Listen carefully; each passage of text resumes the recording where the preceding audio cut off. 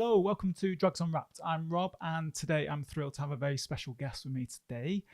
Joining me is Leon Clowes, who is an artist and curator who explores lived trauma through powerful mediums of sound and words, and is known for many a performance, including The Last 5 Days of Sandra, Nesting, and his latest performance, The Alcoholic's Tarot. Leon's work invites us to feel, to reflect, and to confront. With a deeply personal approach, Leon crafts performances that resonate long after the final note. Leon has done some incredible work in both the recovery and arts field, and today we'll be diving into Leon's latest performance, as well as how he got here and moving forward. So Leon, croeso y Gymru, welcome to Wales. Welcome to the podcast. It's great to have you here. How are you?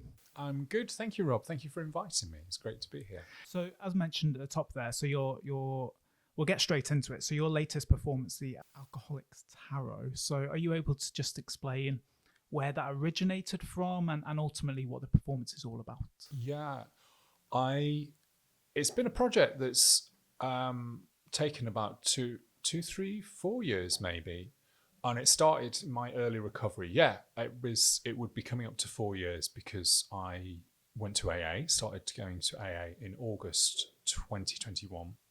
And a couple of months in, I started doing a couple of art projects, actually, of which this was one. And I'd take photographs of places that I'd call sites of shame. So it was kind of following, for those who know 12-step, it was kind of based on the 4th step about writing out those resentments that I'd had. But I kind of took it in a thing where I'd take a photograph of a pub or a place and I'd remember what the thing that I did that I was quite embarrassed of.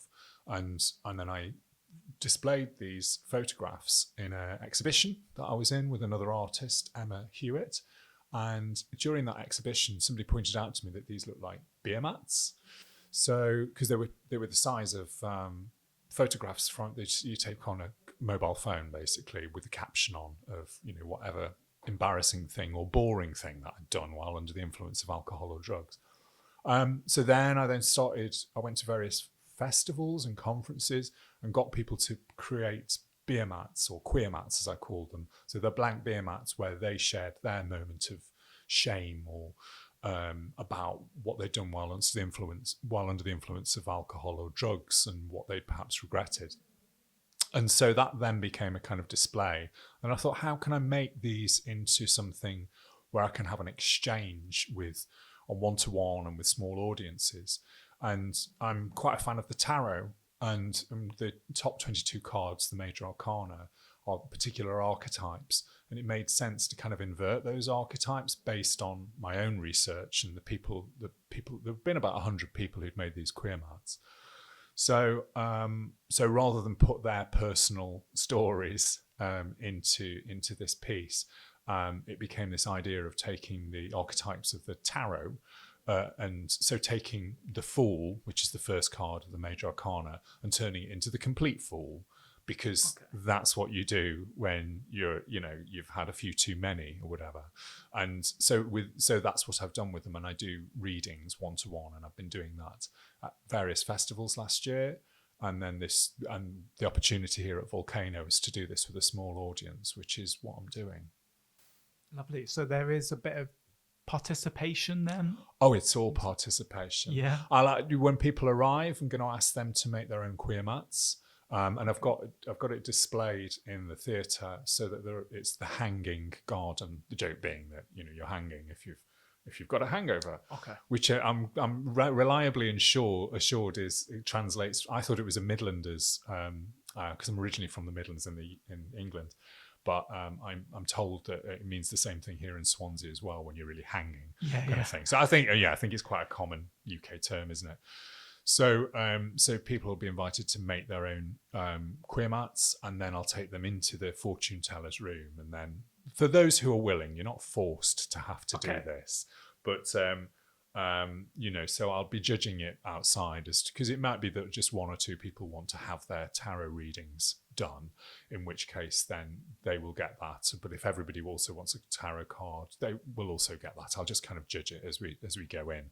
And as part of that, I'll probably share some of the quite horrendous things I did while while I was in active addiction. So that's the kind of premise of this. I was going to ask, does it kind of look at your own kind of lived experience around alcohol then? Completely. I'd feel a total phony and I couldn't really have invented this project if I wasn't in addiction recovery myself. And also if I wasn't a fan of the tarot. I mean, I read tarot cards for myself every day. Okay. So both things I'm very genuinely passionate about. But it's done with a kind of tongue in cheek. You know, there's so many horrible things about what happened. I mean, actually, just before I came here, there was a colleague of mine who I don't know if he ever identified as being alcoholic, but I just got a message from his partner that he's dead and he's early 60s. And I would probably attribute it to he was one of the last people I was drinking with in 2021. Okay. And that has literally just arrived in my email, and he could have only been early 60s. You know, he was far too young to die. So, but I think sometimes you can make interesting points and by using a bit of humor and not being too serious about it. And, you know, so the cards are quite funny, but the idea is that it then leads us on to having nuanced discussions about, you know, what it's like to either have addictions or people that we know who have addictions. And I've done these readings with people who are in addiction recovery, but also plenty of people who are not or would never see themselves as being an addict or an alcoholic. So it's really for everyone, but it's about having that conversation of, well, where does an addict stop and where does our celebration of binge drinking or the culture that we have in the UK that is very much about, I must go out and get blasted every Friday night kind of thing, you know. So there's a fine line between that, really, I think. And for some of us, we can't carry on that, but then suddenly we're in this space where, oh, you don't want to drink, you have a problem, that kind of thing. It's like, I think probably a few more of us actually struggle with alcohol and drug issues than we'd perhaps like to admit. Yeah, where do you think that fine line is then? Where do you think it ends from that kind of, because obviously alcohol is very much part of many everyday situations and scenarios. Absolutely. And obviously, you know, you talked about in terms of around dependency and people identifying as, or may not be identifying as an alcoholic, as you termed. But where is that cut-off point, do you think? Well, it's different for everyone, isn't it? And there's writers and speakers like Gabor Mate and who would say that, you know, we're all addicts of something in some ways, because it could be a behavioural thing as much as it could be a substance, you know. Yeah. So and we're all traumatized by something, so that will then cause that addiction. Of course, that's going to affect some people more than it does others. I think part of the problem we have in our society, and as much as I'm a huge fan of AA and other 12-step fellowships, I've been to several. But at the same time, the whole thing of keeping it anonymous only perpetuates the shame, because the problem really lies in shame, and anything that has to be suppressed or hidden down, if you can't talk about it, it's like when I was doing there's some paintings that are in the Alcoholics Tarot set, and so I did that with people who would define themselves as in addiction recovery, and also two people who were in cancer recovery. And there's certain things around cancer where people feel ashamed to talk about it. But generally, somebody with cancer is going to get a lot more sympathy than somebody there's still this thing of, well, you're the one who's putting the drink down your neck or injecting or doing whatever. But there's still a reason behind that. There's still an emotional hurt or some unresolved trauma that is causing the person to do that, because we can't. It's still a form of self-medication. And, you know, and I think 12 Steps wonderful, but at the same time, and I understand all the reasons as to why, is we need to keep things in the room because it's about keeping people's sobriety, is you know, making sure that they're okay, and that's absolutely paramount. Of course it is. But if people can't have discussions about their addiction or don't want to, for those of us who are okay in talking about how addictions affected us, I think that's only a healthy thing, really. And I think things are changing. It's kind of there's certainly, I think people, I'm in my mid-50s, but I work with a lot of people who are in their mid-20s, and they're a lot more open about talking about people's addictions and a bit more respectful, I think, in a way. Whereas my 20s was in the 90s when we were all caning it. Okay. And there was ladette culture, and also drugs were really becoming normalized then as well, in a way that they weren't before. So I think we were kind of peak time in terms of that generation where I knew in my late 20s, in the mid 90s, that I had a problem. Okay. But at that time, I could not conceive a life that would not involve alcohol or drugs. Okay. So, and it took me another 20 years really to my late 40s before I genuinely started to face up to that. Was there a moment, like, yeah, some people will say it's a moment of clarity, don't they? But was there a spiritual awakening if you're at AA? Oh, absolutely. I had a very end of a very bad relationship with another alcoholic. He was going to keep my family's money. It took a year to get that back. And then because of internet fraud, half of that money disappeared. Wow. It was just awful, really awful. I mean, it was not a huge amount of money, but it was everything that my family had worked for. Anyway. But what happened was that I took myself on a all-you-can-eat and drink holiday by myself, so just to get out of my head. That's all I wanted to do, kind of thing. I didn't want to talk to anybody. I mean, that's kind of how bad my problem got to. Because I got some compensation from the bank ombudsman from this fraud thing when the money was recovered. And I woke up on the Monday, didn't even have a hangover or anything like that. And I just thought, I can't drink again. I have no desire to drink again. It was a real kind of spiritual awakening moment. I mean, I did carry on drinking, and I was actually I was starting to reduce my intake. Okay. But then I did pretty much cut it out. But I wouldn't have called myself an alcoholic or an addict until a couple of years later, because I thought I could just do it by myself. And I think that's where, for me, even though I don't really go to 12-step meetings anymore, but they were really important for me for the first 8-9 months or so when I was getting my head together. Because they say in the rooms, isn't it? I came for the drinking and stayed for the thinking. Really, there was so much to alter that I needed to alter in my way of being, kind of thing. And that's very much influenced what I do as an artist, really, as well. So it's been a big part of that, really. Yeah. In terms of going back to that shame element, do you see that society is more welcoming in terms of allowing people to express how they're feeling and ultimately allowing them to be more open about their alcohol use compared to, as you mentioned there, the 90s?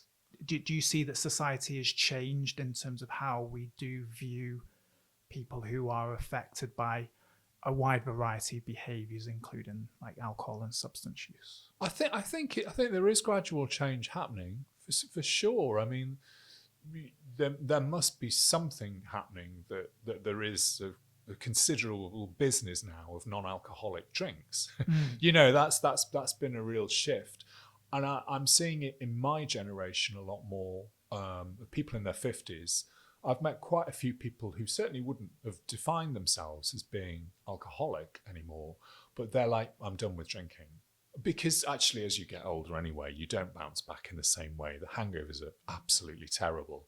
And they just quit just because they realise that it just has such a physical effect on them and makes them feel mentally pretty poor as well.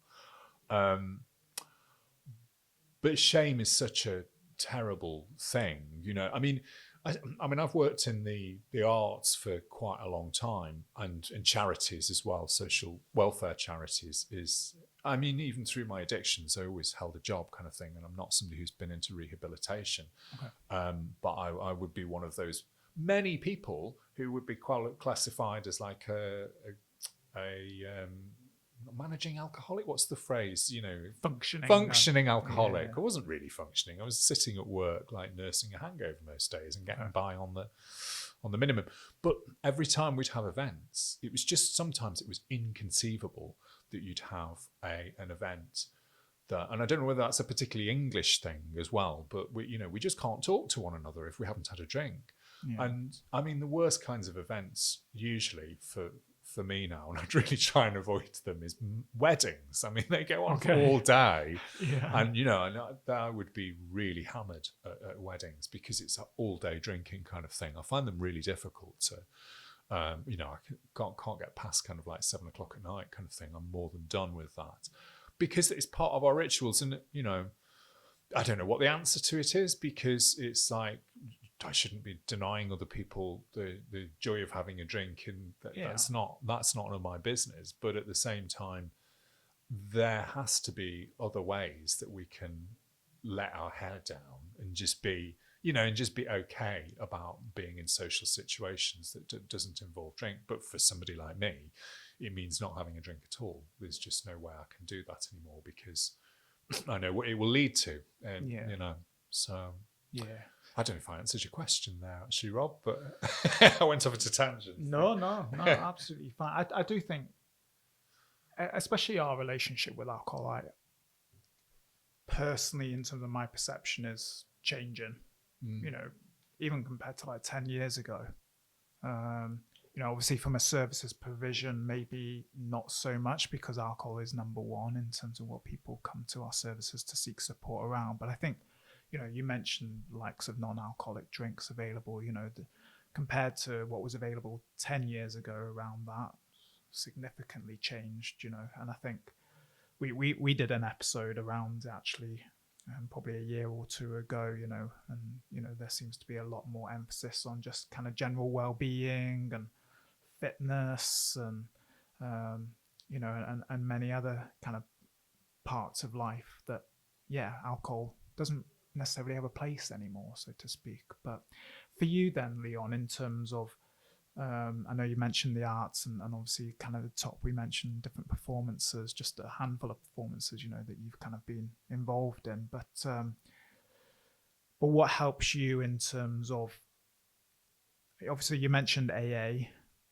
is there anything else that you found incredibly supportive that enabled you to kind of get to where you are today, and ultimately, is there anything now that you kind of always pull upon in terms of to continue your sobriety, as you termed it?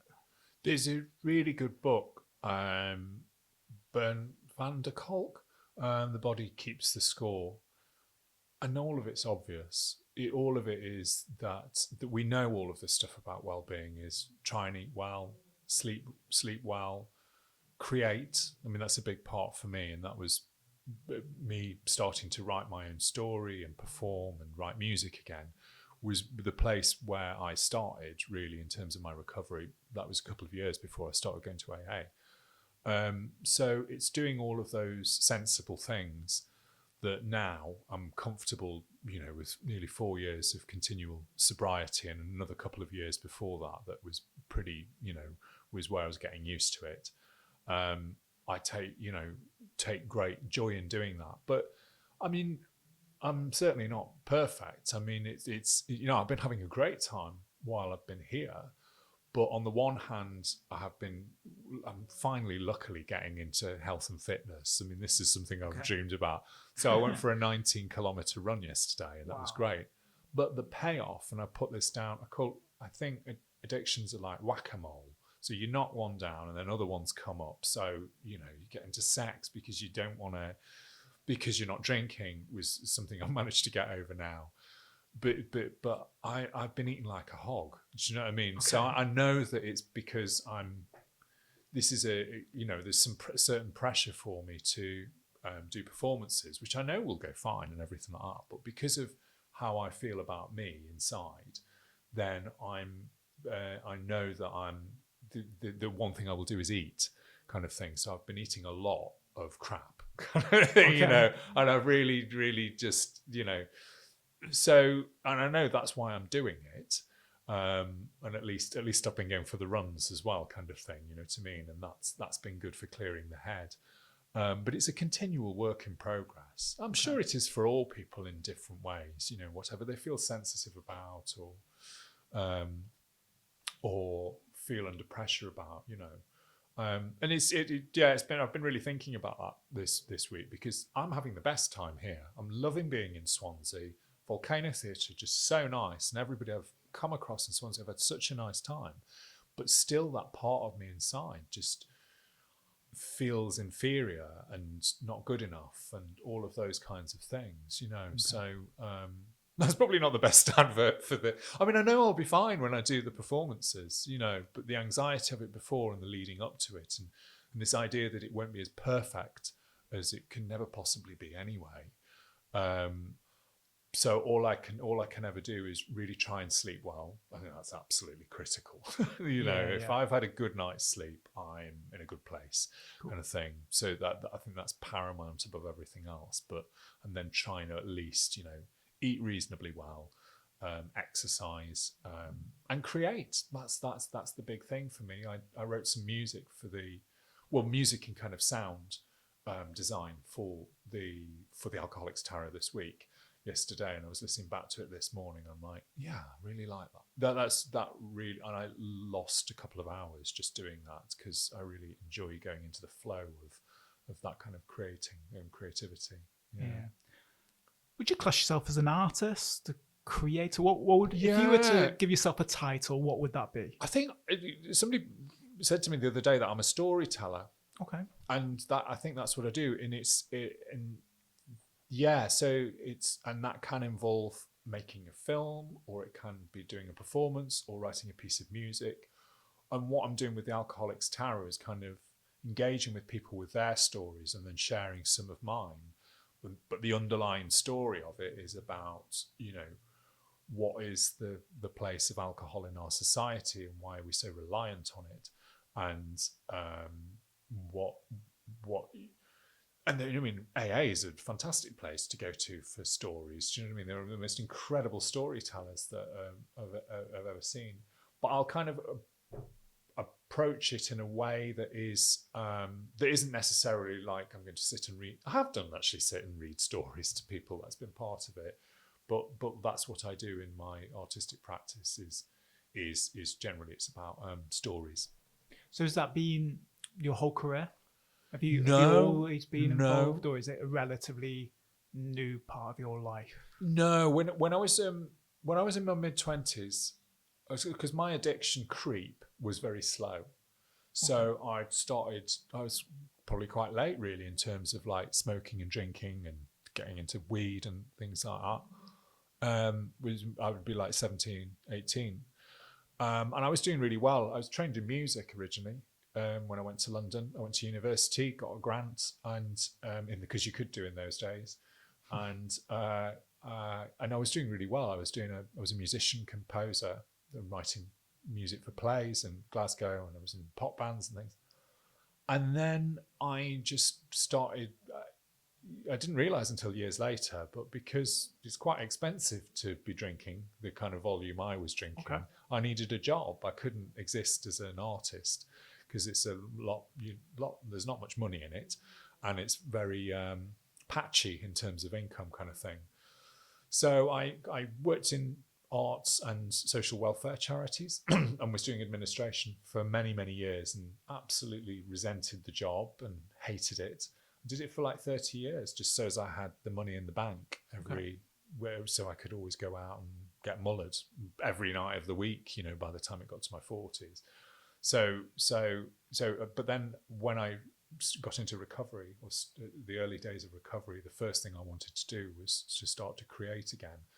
And I think that's quite a common thing for people with addiction issues anyway, because we bottle things up, you know, while we're self-medicating by having the drink or taking the drugs.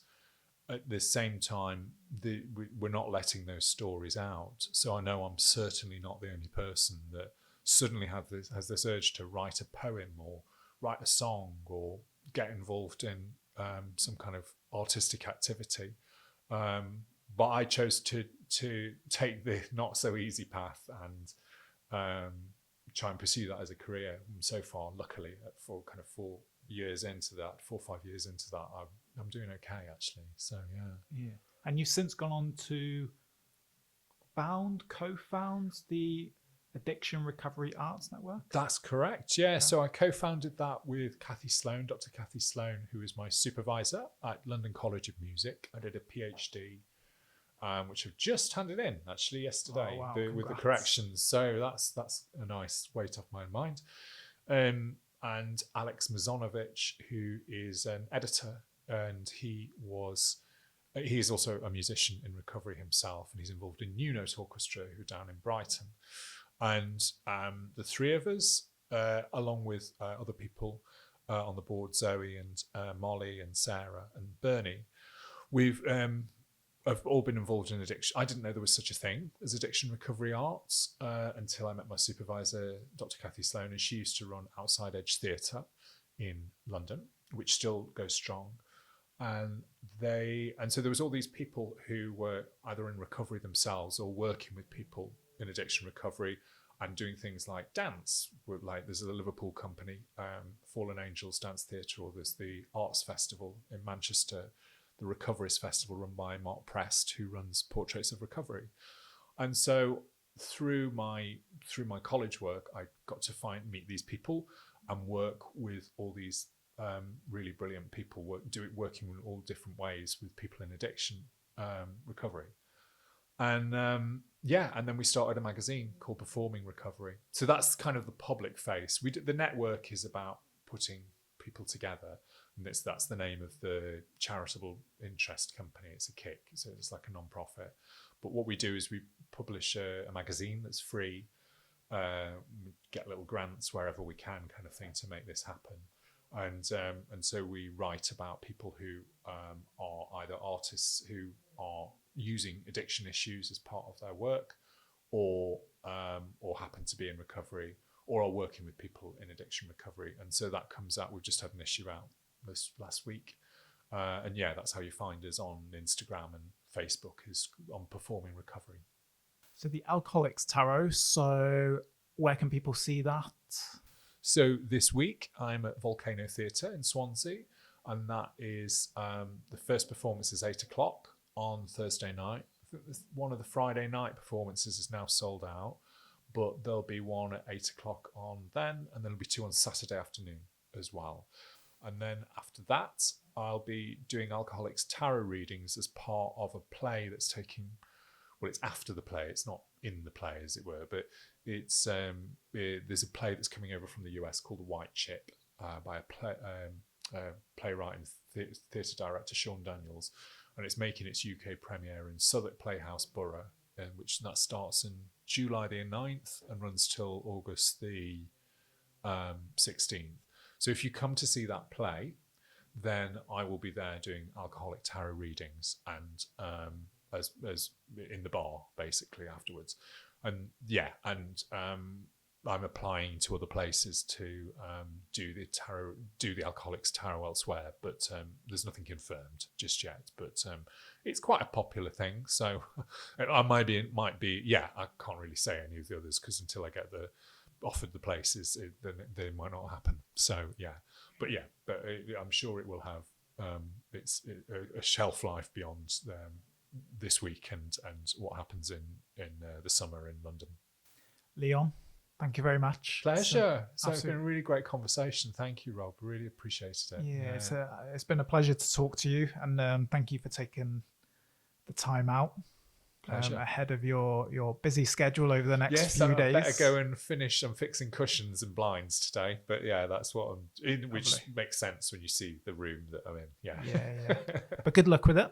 Cool. Thank you. And thank you. Good luck with. Great to be here. Yeah. Good luck with the White Chip moving forward as well. Thank you. Thank you very much, Leon. Lovely. Thanks a lot. To everyone else, we will see you soon. Bye-bye. If you have been affected by any of the issues discussed in today's podcast, please reach out. Barod have a free and confidential live web chat service that is available 7 days a week on our website at barod.cymru, where you can chat to a trained support worker. Alternatively, you can contact Wales's National Drug and Alcohol Helpline Dan 24/7, either by calling 0808 808 2234 or text Dan to 81066.